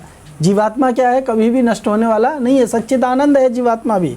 तो इसलिए वो हमेशा सुख ढूंढता है, हमेशा शाश्वत रहना चाहता है, वो मरना नहीं चाहता है। लेकिन अज्ञान के कारण वो इस जगत में आकर के फंस गया है। और कर्म के बंधन, कैसे फंस गया है? कर्म बंधन के कारण, कर्म बंधन, कर्म से बंध गया है। इसीलिए उसको क्या कहा जाता है? कर्म बंधन। कर्म क्या है? बंधन है। समझ में आया? सो कर्म से कैसे मुक्त हुआ जाए? केवल कृष्ण को समर्पित कर्म करने से ही हम मुक्त हो जाते हैं। केवल मनुष्य योनि में ही इस बंधन से मुक्त होने का अवसर है। इसलिए हमें सतर्क रहना चाहिए, क्योंकि 3 प्रकार के कर्म बताए गए हैं, कर्म, विकर्म और अकर्म। इसका प्रभुपाद जी ने यहाँ पे विस्तृत दिया है, आप पढ़ लीजिएगा ठीक से। और उनके 3 विभिन्न परिणाम होते हैं। कर्म का परिणाम होता है सुख, विकर्म का परिणाम होता है दुख, और अकर्म का परिणाम होता है भगवत प्राप्ति, इस सुख दुख के चक्र से मुक्ति। बहुत से लोग कर्म में प्रवृत्त होना चाहते हैं, क्योंकि उससे उन्हें उच्चतर सांसारिक सुख प्राप्त होती है। कर्म माने, अभी कर्म क्या है, अकर्म क्या है और विकर्म क्या है, हम लोग इधर देखते हैं। अच्छे कर्म, कर्म माने अच्छे कर्म। अच्छे कर्म किसको कहते हैं? जो कर्म शास्त्र के निर्देश के अनुसार किया जाता है। जैसे किसी को फूड खिलाना, दान देना, जैसे किसी को दान इत्यादि देना, है ना, उसको क्या कहा जाता है? अच्छे कर्म किया जाता है। और अच्छे कर्म का परिणाम क्या होता है? अच्छा होता है कुछ। इसलिए भगवान अच्छे कर्म के लिए भगवद गीता के 18वें अध्याय में अर्जुन को निर्देश देते हैं, यज्ञ दान तप कर्म न त्याजम कार्यमेव तत् यज्ञो दानम तपश्चैव पावनानि मनीषिणाम। अच्छे कर्म से मनुष्य का क्या होता है? पावन होता है, शुद्धिकरण होता है। अच्छे कर्म जो शास्त्र के निर्देश के अनुसार दिया गया है। और शास्त्र में क्या बताया गया है? यज्ञ दान तप, यज्ञ करो, दान करो, तप करो। अच्छे कर्म यद्यपि सुखकारी होते हैं, लेकिन फिर भी वो क्या करते हैं? वो भी बंधनकारक होते हैं, क्योंकि अच्छे कर्म का परिणाम जो सुख होता है, सुख को भोगने के लिए शरीर धारण करना पड़ता है ना? सुख को भी भोगने के लिए क्या करना पड़ता है? शरीर धारण करना पड़ता है। इसीलिए भले सुख है लेकिन बंधन है। शरीर होना मतलब बंधन है। तो सुखी शरीर में भी क्या है, बंधन है। शरीर के कारण कोई देखो भगवान शरीर देते हैं जिसके कारण वो व्यक्ति, एक्चुअली शरीर तो कुछ नहीं भोगता है, शरीर क्या है, अपने आप में निर्जीव है ना। लेकिन शरीर के अंदर घुसा हुआ आत्मा शरीर के साथ में वो कभी सुख की अनुभूति करता है और कभी उसी शरीर के साथ घोर दुख की अनुभूति करता है ना। उसी माइंड के साथ में वो कभी बड़ा सुख का अनुभव करता है और उसी माइंड के साथ में कभी वो बड़ा दुख का अनुभव करता है। हाँ, तो शरीर ही है। एक शरीर जो है थोड़ा विकृत हो गया है। जैसे सिंपल उदाहरण एक दूंगा, आज समोसा पकाया गरम गरम, आज समोसा पकाया गरम गरम और अच्छे से फर्स्ट क्लास चटनी के साथ में आपको उसको सर्व किया, खाने में कितना अच्छा लगा, बढ़िया लगा, है ना। वही समोसा 2 दिन रख दिया है ना, वही समोसा 2 दिन रख दिया और उसके बाद में सड़े हुए चटनी के साथ आपको दिया वो सुख देगा कि दुख देगा? कितने लोग लेना चाहेंगे? 4 दिन बाद पहले का समोसा जो है जिसमें आराम से बहुत सारे कीड़े भी पड़ गए हैं, हाँ, और उसको बढ़िया सड़ा हुआ चटनी के साथ में दिया जा रहा है। How many of you will enjoy that? तो शरीर वैसा ही है। जब शरीर निरोग रहता है तो वो गरम समोसा है तब क्या है? वो गरम समोसा है। हाँ, जब यंग रहता है, निरोग रहता है तो, और जब वही बूढ़ा हो जाता है, हाँ, जब वही शरीर रोगग्रस्त हो जाता है, कैंसर हो जाता है और भी बहुत सारा रोग हो जाता है शरीर में, हाँ, तो वही शरीर क्या हो जाता है? सड़ा हुआ समोसा हो जाता है। वही शरीर क्या हो जाता है? एक सड़ा हुआ समोसा हो जाता है। फिर वो सड़ा हुआ समोसा हमको खाने की इच्छा नहीं करती है ना। तो हम क्या करते हैं? हम कोशिश करते हैं कि चलो उसका रिपेयरिंग करें। जैसे मेरे को प्रभु जी एक बार बता रहे थे कि दाल अगर सड़ जाए तो वेटर जो कुक होता है उसके पास में बहुत सारे तरीके होते हैं। वो क्या करता है? दाल को गर्म करता है। दाल को गर्म करने के बाद में उसमें सोडा डाल देता है, खाने का सोडा सुनो, खाने का सोडा डाल देता है। उससे ऊपर क्या आता है? फेन आता है, उसको निकाल करके फेंक देता है। फिर दोबारा एक बार और सोडा मारता है, फिर वापस से जोर से फेन आता है, उसको भी निकाल के फेंक देता है और उसमें थोड़ा गर्म पानी डाल करके बढ़िया छौंका मार करके दे देता है। भले वो 4 दिन का हो, 10 दिन का हो, खाने वाले को पता भी नहीं लगता कि वो सड़ा हुआ है खा लेने के बाद में पता चलेगा कि सड़ा हुआ है, समझे। तो हम लोगों के अंदर प्रवृत्ति क्या होती है? शरीर सड़ गया है ना, इसको छोड़ेंगे नहीं, क्या करेंगे? उपाय करेंगे, थोड़ा ट्रीटमेंट करेंगे। हाँ, इसको क्या करेंगे? थोड़ा ट्रीटमेंट करेंगे, ट्रीट करके फिर इसको थोड़ा सा लेवल बनाएंगे, फिर से इसको भोग करेंगे। शरीर को हम क्यों ठीक करना चाहते हैं? क्योंकि शरीर के द्वारा हम भोग करना चाहते हैं, है ना, और उसको भोग के काबिल बनाना चाहते हैं। लेकिन सड़ा हुआ दाल, चाहे भले उसमें कितना भी छौंका हींग डाल करके दे दो, हाँ, कुछ समय के लिए वो गरम गरम रहेगा तो अच्छा लगेगा। जैसे ही वो फिर से थोड़ा स्टेल हुआ, ठंडा हुआ, तो क्या हो जाएगा? फिर से भयानक गंदा लगेगा वो, और वो आपके सिस्टम में जाएगा तो वहाँ भी जा कर के क्या करेगा? नुकसान करेगा, है ना, आपके बॉडी के लिम्स को ख़त्म करेगा। वो सोडा है उसमें और भी बहुत सारा चीज़ है, वो जा कर के उसको नष्ट करेगा। लेकिन इंद्रिय तृप्ति के चक्कर में हम लोगों ने ये सोचना भूल गए, और होटल वाले जो है वो अपना पैसा बचाने के लिए लोगों को सड़ा गला भी खिलाने के लिए परहेज नहीं करते, पैसा बचाने और कमाने के लिए। एक एग्जाम्पल दिया आपको, समझ में आया ना। तो ये अच्छे कर्म हैं और अच्छे कर्म भी बंधनकारी होते हैं, इसीलिए अच्छे कर्म से भी हरि बोल करना चाहिए। क्या करना चाहिए?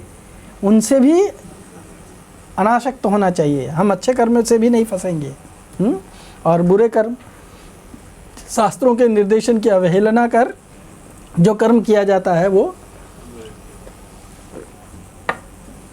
बुरे कर्म होते हैं, और ये कर्म बंधनकारी और दुखदायी होते हैं।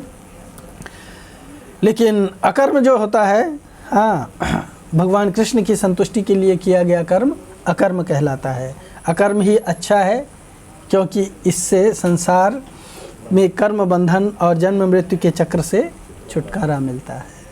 जब तक हमारा अच्छा और बुरा कर्मों का बैलेंस 0 नहीं होगा, तब तक हम भगवत धाम वापस नहीं जा सकते। जितना कर्म पड़ा रहेगा उस सभी कर्मों को भोगने के लिए आना पड़ेगा। लेकिन अगर भक्ति कोई करने लगता है तो भक्ति के 6 लक्षण हैं। उसमें से सबसे पहला लक्षण क्या है? क्लेश अग्नि।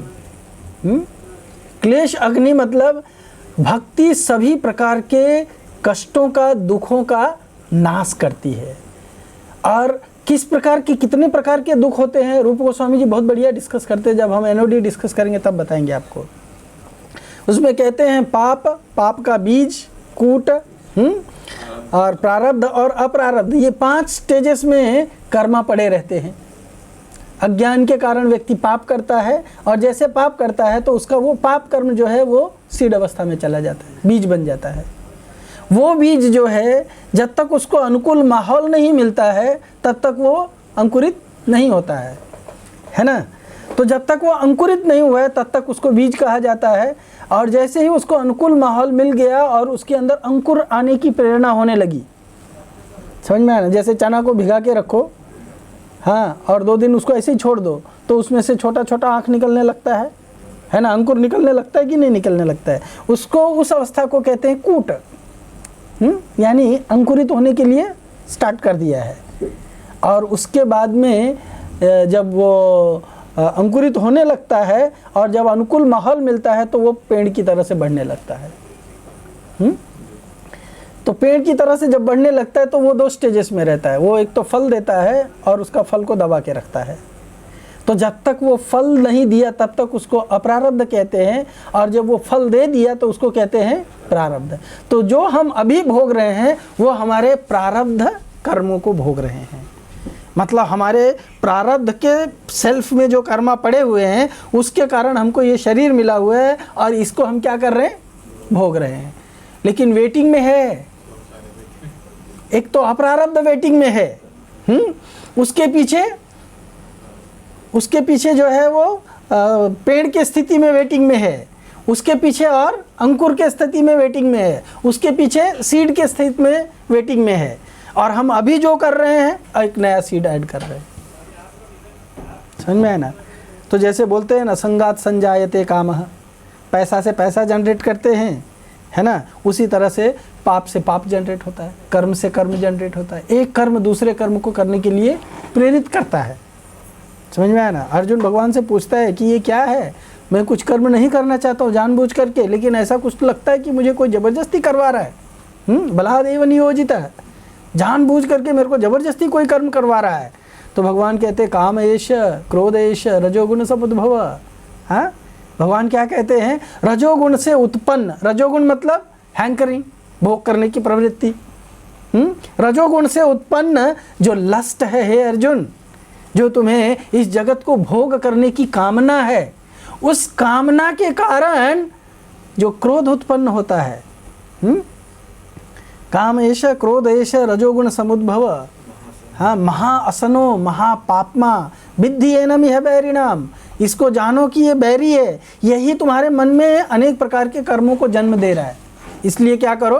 ताम तितिक्षस्व भारत। क्या करो? टॉलरेट करो। सुख दुख जो है, हाँ, सुख दुख, शीतोष्ण सुख दुखदा, शीत उष्ण गरम ठंडा, हाँ, और अनेक प्रकार की ऋतुओं की तरह से ये आएगा और जाने वाला। आगम अपाइनो, अनित्य, आने वाला है, जाने वाला है, अनित्य है। ये समझ करके अभी जो चक्र चल रहा है उसको टॉलरेट कर लो, उसके प्रति प्रतिक्रिया मत दो। प्रतिक्रिया दिया तो क्या होगा? और एक जनरेट हो जाएगा और एक जनरेट हो जाएगा। इसीलिए कृष्ण की शरण लो और भगवान की संतुष्टि के लिए कार्य करो, अपनी संतुष्टि के लिए मत कुछ करो। समझ में? उसको अकर्म कहा जाता है। तो जब व्यक्ति इस तरह से समझ करके और अकर्म में जाता है तो रूप गोस्वामी जी डिस्कस करते हैं कि भागवत से बहुत सारे कोट्स निकाल करके, वो हम लोग उस समय डिस्कस करेंगे कि भागवत में बताया गया है कि भक्ति जो है वो प्रारब्ध स्टेज में, अप्रारब्ध स्टेज में, कूट अवस्था में, बीज अवस्था में और पाप अवस्था में किस तरह से सभी कर्मों को जड़ से नष्ट कर देती है। दूसरा ऐसा कोई भी उपाय नहीं है जिसके द्वारा नष्ट होगा। लेकिन भक्ति ही एकमात्र ऐसा चीज़ है जो जड़ से उखाड़ करके जला करके भस्म कर देती है, फिर दोबारा वो अंकुरित नहीं होगा। अन्यथा बाकी दूसरा प्रोसेस जो भी है वो सब कुछ क्या होगा, कर्म परिणाम को जन्म देने वाला है, तो उससे बचना चाहिए। Working for Krishna is the ultimate perfection of all our activities. इसीलिए कृष्ण की संतुष्टि के लिए कर्म करना ही हमारे जीवन का उद्देश्य होना चाहिए। भगवान श्री कृष्ण की संतुष्टि के लिए कार्य करना ही अकर्म है, और ऐसा कर्म करने से जीव अपने जीवन की पूर्णता को प्राप्त कर सकता है। ये प्रभुपाद जी शिक्षा देते हैं। और भगवत गीता के 3.9 से लेकर के 16 में भगवान बताते हैं कि किस तरह से मनुष्य के द्वारा नैष्कर्म या अकर्म तभी हो सकता है जब वह शास्त्रों में वर्णित निर्देशों के अनुसार अपने स्वधर्म का आचरण करता है। हाँ, तो 3.9 में क्या कहा गया है? 3.9 में कहा गया है कि कर्म यज्ञार्थो कर्म करो, यज्ञ के लिए कर्म करो। हाँ, और उसके आगे क्या कहा बताया गया है 16 तक में। ये आप पढ़ सकते हैं, मैं जस्ट रेफ़र करके दिखा रहा हूँ आपको। हाँ, सिस्टम बताया भगवान ने इसमें कि किस तरह, ये हम लोगों ने डिस्कस किया था, इफ़ यू रिमेंबर, है ना। भगवान कहते हैं कि भगवान के संतुष्टि के लिए और इस जगत से मुक्त होने के लिए आचरण करना चाहिए, कर्म करना चाहिए। तो वो आचरण किसके द्वारा करना चाहिए? अपने इच्छा से नहीं करना चाहिए। हाँ, क्या कहा गया है? भगवान कहते हैं अर्जुन से, ये शास्त्र विधि उत्सृज्य वर्तते काम कारतः ससिद्धिम न वाप्नोति न सुखम न पराम गतिम। जो व्यक्ति इस जगत में सिद्धि चाहता है अपने कर्मों में, तो उसको क्या करना चाहिए? शास्त्रों के द्वारा अनुमोदित शास्त्र के अनुसार चलना चाहिए।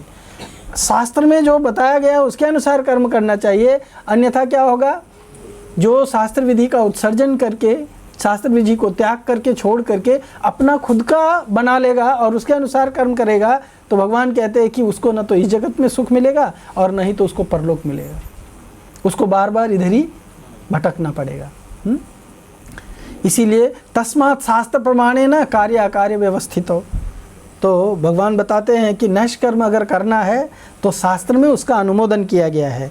और शास्त्र में अनुमोदन क्या है? भगवान कहते हैं मैंने एक सिस्टम बनाया, सहयज्ञा प्रजा सृष्टवा पुरोवाच मचापति अनेन प्रसविष्यध्यस्य में स्वस्तिष्टिक कामधुक् देवान भावयतानेन ते भावयन्तु य परस्परम भावयन्त श्रेय परम वापस्यसे इष्टान भोगान ही वो देव दास्यन्ते। इसमें भगवान ने पूरा डिटेल बताया है। हाँ, और बताया है कि किस तरह से यज्ञ शिष्टासीन संतो मुच्यन्ते सर्वकिल विषय। अगर सभी पापों से मुक्त होना है तो क्या करना है? भगवान को भोग लगा करके जो यज्ञ से अशिष्ट, जो यज्ञ का अवशिष्ट बचता है, उस अवशिष्ट को अपने उपभोग में लाए। तो भगवान को देने से क्या हो जाता है? भगवान को अर्पित करने से कर्म क्या हो जाता है? शुद्ध हो जाता है। और भगवान को अर्पित किए हुए उच्चिष्ट को, भगवान के प्रसाद को स्वीकार करने से क्या होता है? हमारा शुद्धिकरण होता है। हम इस भौतिक जगत में उस चीज़ के उपभोग करने के कारण फंसते नहीं हैं। तो ये शास्त्र के अनुसार, उसके निर्देश के अनुसार स्वधर्म का आचरण करना चाहिए। एवं प्रवर्तितम चक्रम नानुवर्त्यति है अघ आयुरिंद्रियो रामा मोघम पार्थ सजीवति। भगवान कहते हैं कि जो मानव जीवन के में इस प्रकार वेदों द्वारा स्थापित यज्ञ चक्र का पालन नहीं करता, वह निश्चय ही पाप में जीवन व्यतीत करता है। ऐसा व्यक्ति केवल इंद्रियों की तुष्टि के लिए कार्य करता है और उसका जीवन व्यर्थ रहता है। व्यर्थ मतलब किसी चीज़ का, अर्थ का अगर मूल्य, अर्थ का मीनिंग अगर धन लेंगे तो वो बेअर्थ मतलब उसका जो भी कर्म कर रहा है उसके लिए कुछ मूल्य नहीं है, यूजलेस है। हाँ, क्यों यूजलेस है? क्योंकि उससे उसको कहीं जाने को मिलेगा नहीं, इसी जगत में रहने को मिलेगा। आपके पास में 1 करोड़ रुपया है, आप पिक्चर देखने जाना चाहते हो मान लो कोई फिल्म में, और आप जा कर के काउंटर पे देते हो, बोलो मेरे पास 1 करोड़ रुपया, मुझे एक सीट दो। बोला ये तुम्हारा सब फेक करेंसी है। तो तुम्हारे 1 करोड़ रुपए का बंडल होने के बावजूद भी तुमको एक सीट तो देने को मिला नहीं, जाने को नहीं मिला। सो उसी तरह से इस जगत में हम चाहे कितना भी कुछ प्राप्त कर लें, जब इस जगत से निकलने को ही नहीं मिलेगा तो वो हमारे ऊपर क्या है? डूबते हुए के सिर के ऊपर बोझा है। ऑलरेडी डूब रहा है, उसको भी सिर के ऊपर बोझा लगा करके चल रहा है, तो और भी तेजी से नीचे जा। मंडनम लोकरंजनम बोलते हैं ना। हाँ, अप्राणस्य देहस्य। हाँ, जैसे कोई व्यक्ति मर गया है और वो मरे हुए व्यक्ति को बहुत अच्छा से सजाओ, उसको धोती पहनाओ, कोट पहनाओ, कुर्ता पहनाओ, गार्लैंड डालो, ये करो वो करो, क्या फ़र्क पड़ने वाला है? It's like decorating the dead body, है ना। सो हम चाहे कितनी भी बड़ी बड़ी डिग्री हासिल कर लें, इस जगत में कुछ भी प्राप्त कर लें, हाँ, लेकिन अगर भगवान की भक्ति नहीं है, भगवान से कनेक्टेड नहीं है, तो वो सब क्या है? यूजलेस है, वो हमारे लिए बोझ है। इसलिए उससे बचना चाहिए। भौतिकता के स्तर पे बहुत सारे लोग कहते हैं कि परोपकार इत्यादि करना चाहिए। प्रभुपाद जी लिखते हैं इसमें तात्पर्य में कि परोपकार को लोग अच्छा मानते हैं, पर भौतिकता के स्तर पे अच्छे बनना, परोपकारी, समाजवादी, साम्यवादी, राष्ट्रवादी या मानवता आदि, प्रभुपाद कहते हैं ऐसे में कोई हानि नहीं है। These are all 1 zeros. क्या है? एक जीरो परोपकारी, दूसरा जीरो समाजवादी पार्टी, तीसरा जीरो साम्यवादी, चौथा जीरो राष्ट्रवादी, मानवतावादी, ये सब जीरो जीरो है। तुम्हारे जितने भी जीरोस है, जब तक 1 नहीं है वो सारे जीरो क्या है? यूजलेस है। पर 1 है अगर, तो वो सब जीरो का मूल्य बढ़ता जाएगा। ऐसा बनने में कोई हानि नहीं है यदि यह सब कुछ कृष्ण भावना भावित हो और कृष्ण केंद्रित हो। तो कृष्णा इज 1। अगर हम कृष्ण भावना भावित है तो सब कुछ ठीक है, अन्यथा परोपकारी बन के चाहे कुछ भी बन करके क्या होगा? कुछ नहीं होगा। आपको एक स्टोरी बताया होगा मैंने आपको कि एक आदमी था, वो जाकर के एक पेड़ के नीचे सोया, उसकी लंबी लंबी दाढ़ी थी, याद आया? हाँ, उस दाढ़ी में एक चींटी आ गया, तो उसने देख लिया दाढ़ी के चींटी को, तो उसने सोचा कि अरे ये चींटी बेचारी मेरे दाढ़ी में फंस के मर जाएगी, तो इस चींटी को मैं पेड़ पे छोड़ देता हूँ। तो ऐसे चींटी को निकालने के बजाय उसने सोचा चींटी को मैं अगर हाथ से पकड़ूंगा तो चींटी जो है वो मर जाएगी, तो इच्छा अच्छा है कि चींटी को स्वतः से जाने के लिए कहता हूँ। तो अपना दाढ़ी ले जा करके पेड़ पे चिपका दिया और चींटी को बोला जाओ, कृपा करके जाओ, पेड़ पे जाओ, वहाँ सुख रहो। वो तो जाने के बजाय और भी बहुत सारी चींटियाँ उसके दाढ़ी में आ गई। हाँ, और भी बहुत सारी चींटियाँ उसके दाढ़ी में आ गई। तो क्या हुआ? वो सब चींटियाँ उसको काटने लगी। हाँ, अभी जब काटने लगी तो दर्द होने लगा, है ना, जलन होने लगी। अब उनसे उसको तकलीफ होने लगा, तो उससे छुटकारा पाने के लिए वो क्या किया? अभी चींटियों को रगड़ रगड़ करके मारना चालू किया। है ना, तो दाढ़ी में चींटियों को रगड़ रगड़ के मारना चालू किया। तो वो परोपकार का कार्य करने गया था, लेकिन फंस गया। आप लोग कभी वृंदावन में परिक्रमा गए होंगे, गोवर्धन में, है ना। गोवर्धन परिक्रमा करते समय बहुत सारे बच्चे आते हैं, पेंसिल 1 रुपया, है ना, कुछ मांगने के लिए आते हैं। अगर उसमें से किसी एक को 1 रुपया दो या 1 पेंसिल दो, तो फिर जितने बच्चे हैं उस एरिया के सब आके आपको चिपक जाते हैं, है ना। और फिर आपके पास में तो लिमिटेशन है, आप कितना देंगे? है ना, पर सब बच्चे चिपक जाते हैं, बड़े भी आकर के चिपक जाते हैं आपको, और आपका रास्ता चलना मुश्किल कर देते हैं। यहाँ से छीनो, वहाँ से छीनो, फिर आपका परोपकार बहुत थोड़ी देर में क्या होता है?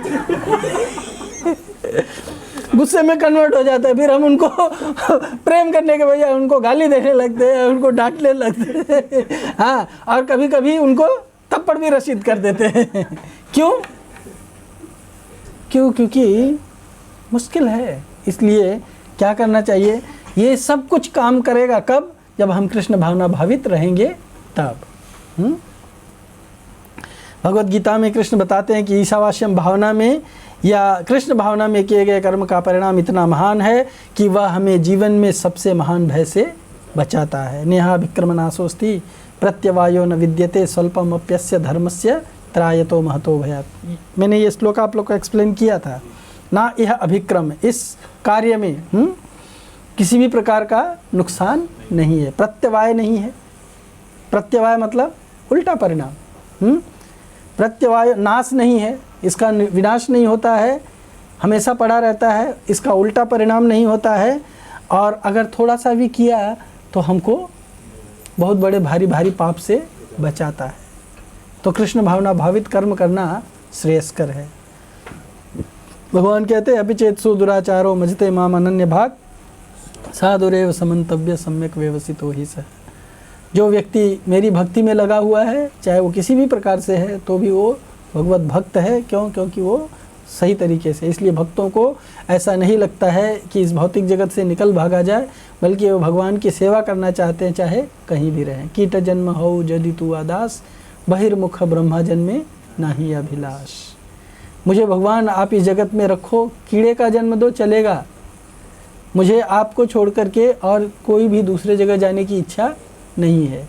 मैं बड़ा बड़ा पोजीशन हासिल करना नहीं चाहता हूँ जहाँ पे आपकी भक्ति करने का अवसर नहीं है, लेकिन मैं कीड़े के भी रूप में आने के लिए तैयार हूँ जहाँ पे आपके भक्त रहेंगे और वहाँ पे भक्तों का संग रहेगा और उनके साथ में मेरा जीवन सफल कर सकता हूँ मैं। भगवान चैतन्य महाप्रभु कहते हैं, न धनम न जनम न सुंदरिम कविताम वा जगदीश कामहे मम जन्मनि जन्मनि ईश्वरे भवताद भक्तिर अहेतुकी तोयि। इस जगत में हमको कर्म करते हुए ये भावना में कर्म करना चाहिए कि मैं केवल भगवान आपकी संतुष्टि के लिए कर्म करूंगा। इस जगत में मुझे न तो धन चाहिए, न मान चाहिए, न सम्मान चाहिए, न सुंदरी चाहिए, न कविता चाहिए, कुछ नहीं चाहिए। हाँ, केवल आपकी भक्ति चाहिए, वो भी कैसी? अहेतुकी। अहेतुकी भक्ति चाहिए। भक्त तो यहाँ तक जाते हैं, महाप्रभु यहाँ तक भक्तों को कहते हैं कि भक्तों को ऐसे भाव रखना चाहिए, हाँ, कि भक्त कहना चाहिए कृष्ण से कि कृष्ण चाहे आप मुझे रखो या मार दो, आश्लिष्य वा पादरताम पिनष्टुमाम अदर्शनाम मर्महताम करोतु वा यथा तथा वा विदधातु लंपटो मत प्राणनाथस्तु स एव नापरा। दूसरा और कोई नहीं, केवल आप ही मेरे स्वामी हो, चाहे आप मेरे साथ किसी भी प्रकार का व्यवहार क्यों ना करो। तो भक्त जो है वो भगवान को छोड़ करके और किसी चीज़ को प्राप्त करना नहीं चाहता है। श्री नरोत्तम दास ठाकुर जी लिखते हैं, तांदेरा चरण से ही भक्त सने बास, जन्म में है यही अभिलाष। और भक्तों के संग में रहने से, भक्तों के साथ रहने से भगवान की भक्ति करने का अवसर मिलता है। इसलिए भक्त क्या चाहते हैं? हमेशा भक्तों के संग में रहना। भक्ति विनोद ठाकुर जी लिखते हैं, कीट जन्म हो यदि तू अदास, बहिर्मुख ब्रह्मा जन्मे नाही अभिलाष। यदि जीव इस जगत में रहते हुए भी कृष्ण भावना भावित होकर के कार्य करे, जैसा कि इस मंत्र में बताया गया है, तो वह वास्तव में कर्मयोग में लगा है। और भगवत गीता में भी इसका अनुमोदन किया गया है। भगवत गीता 2.50 में बताया गया है, बुद्धि युक्तो जहाती है उभे सुकृत दुष्कृते। दोनों सुकृत और दुष्कृत, सुकृत माने अच्छा कार्य, पुण्य कार्य, दुष्कृत मतलब बुरा कार्य। हाँ, क्या कहते हैं? बुद्धि से युक्त होकर के, ज्ञान से युक्त होकर के क्या करो? जहाती है, छोड़ दो। जहाती यह, इस जगत में चाहे अच्छा कर्म है चाहे बुरा कर्म है, यह माने इस जगत में, जहाती मतलब छोड़ देना। तो इस जगत में चाहे कोई सुकृत कर्म है चाहे कोई दुष्कृत कर्म है, उसको बुद्धि से, नॉलेज से इक्विप होकर के क्या करो? जहाती है। तस्माद योग युज्यस्व। लेकिन कर्म तो नहीं छूटेगा, तो इसीलिए जो भी कर्म करना है योगत से उज्जस्व, योग कर्मसु कौशलम। यही कर्म करने का सबसे सुंदर तरीका है। यही एक्सपर्टी कहलाती है कि व्यक्ति अपने कर्म से अपना लाभ कर सके, ना कि व्यक्ति अपने मैंने एक बार बताया भी था आप लोगों को, मन जो है वो इंद्रियों को काम में लगाता है। तो भगवान कहते हैं कि मन के द्वारा अपना उद्धार करना चाहिए, मन के द्वारा अपना पतन नहीं करवाना चाहिए। तो हाँ, मन के द्वारा अपना पतन नहीं करवाना चाहिए। तो इस तरह से हमको समझना चाहिए। कृष्ण भावना भावित मति अर्थात भक्ति भाव से कर्म करने वाला व्यक्ति अपने आप को अच्छे और बुरे समस्त कर्मों से मुक्त कर लेता है। इसलिए हमको कृष्ण भावना भावित कर्म बनना चाहिए। ईशोपनिषद में वर्णित भावना से परोपकारी कर्म करना स्वाभाविक कर्म योग है। अगर चाहे कोई परोपकार में या किसी भी कार्य में लगा है, लेकिन अगर वो कृष्ण भावना भावित होकर के, ईशावास्यम की भावना से प्रभावित होकर के कर्म कर रहा है, और इसका स्पष्टीकरण और अनुमोदन भगवद गीता में भी किया गया है 18th चैप्टर में। ये श्लोका है, यज्ञ दान तप कर्म न त्याजेत कार्यमेव तत् यज्ञो दानम तपश्चैव पावनानि मनीषिणाम एतान्यपि तु कर्माणि संगम त्यक्त्वा फलानि च कर्तव्य नीति में पार्थ निश्चितम मतमुत्तमम नियतस्य तु संजय संन्यासः कर्मणो नोपपद्यते मोहातस्य परित्यागस तामसः परिकीर्तितः। ये तामसिक कर्म कहलाता है, दूसरा राजसिक कर्म कहलाता है और सात्विक कर्म कहलाता है। तो कहते हैं कि सात्विक कर्म, राजसिक कर्म, इन सब से भी बचना चाहिए। हाँ, 18 पॉइंट कितना है? 5। 18.5 में भगवान कहते हैं यज्ञ दान तपस्या के कर्मों का कभी त्याग नहीं करना चाहिए, उन्हें अवश्य संपन्न करना चाहिए। निःसंदेह यज्ञ दान और तपस्या महात्माओं को भी शुद्ध बनाते हैं। इन सारे कार्यों को किसी प्रकार की आसक्ति या फल की आशा के बिना संपन्न करना चाहिए। इन्हें कर्तव्य मानकर संपन्न किया जाना चाहिए। यही मेरा अंतिम मत है। भगवान कहते हैं ये मेरा इंस्ट्रक्शन है, ये मेरा सुझाव है तुम्हारे लिए। निर्दिष्ट कर्तव्यों को कभी नहीं त्यागना चाहिए। मतलब शास्त्र अनुमोदित कर्तव्यों को कभी नहीं त्यागना चाहिए। यदि कोई मोहवश अपने नियत कर्मों का परित्याग कर देता है तो ऐसे त्याग को तामसी कहा जाता है। जो व्यक्ति नियत कर्मों को कष्टप्रद समझ करके या शारीरिक क्लेश के भय से त्याग देता है, उसके लिए कहा जाता है कि उससे यह त्याग रजोगुण में किया है। ऐसा करने से भी कभी त्याग का उच्च फल प्राप्त नहीं होता है। हे अर्जुन, भगवान कहते हैं जब मनुष्य नियत कर्तव्य को करणीय मान करके करता है और समस्त भौतिक संगति तथा फल की आसक्ति को त्याग कर देता है तो उसका त्याग सात्विक कर्म कहलाता है। तो इसीलिए भगवान की संतुष्टि के लिए और भगवान के प्रति अपने कर्तव्य को समझ करके इस जगत में हमको सभी कर्म करना चाहिए। यही कहा जाता है कुर्वन्ने वेह कर्माणि। इसी को कृष्ण भावना भावित होकर के कर्म करने की बात कही गई है। और ऐसा कर्म करने वाला व्यक्ति क्या है, वो चाहे सैकड़ों बरस तक कर्म करता हुआ जीता रहे इस जगत में, न कर्म लिप्यते, कर्म में कभी फंसेगा नहीं। हाँ, न कर्म लिप्यते नरे। ईशोपनिषद में अनुमोदित कृष्ण भावना भावित कर्म करने का विस्तृत ज्ञान श्रील रूप गोस्वामी जी भक्ति रसामृत सिंधु नामक ग्रंथ में प्रतिपादित किया है। अपने जीवन की सफलता के इच्छुक प्रत्येक व्यक्ति को इस ग्रंथ का आश्रय लेना चाहिए, यानी भक्ति रसामृत सिंधु पढ़ना चाहिए। इस ग्रंथ को अंग्रेजी भाषा में नेक्टर ऑफ डिवोशन शिक्षा से भी श्रील प्रभुपाद जी ने प्रकाशित किया है। तो इस तरह से हमको ये समझना चाहिए शास्त्र के अनुसार कि हमें क्या करना है और क्या नहीं करना है, और उसके अनुसार हमको उस कर्तव्य में लगना चाहिए, न कि अपने जीवन को फंसाने के लिए कृष्ण से अलग होकर के कोई कर्म करना चाहिए। कृष्ण से अलग होकर के, विपरीत होकर के जो कर्म होता है उसका क्या परिणाम होता है वो हम लोग अगले मंत्र में डिस्कस करेंगे। Hare Krishna. Thank you so much.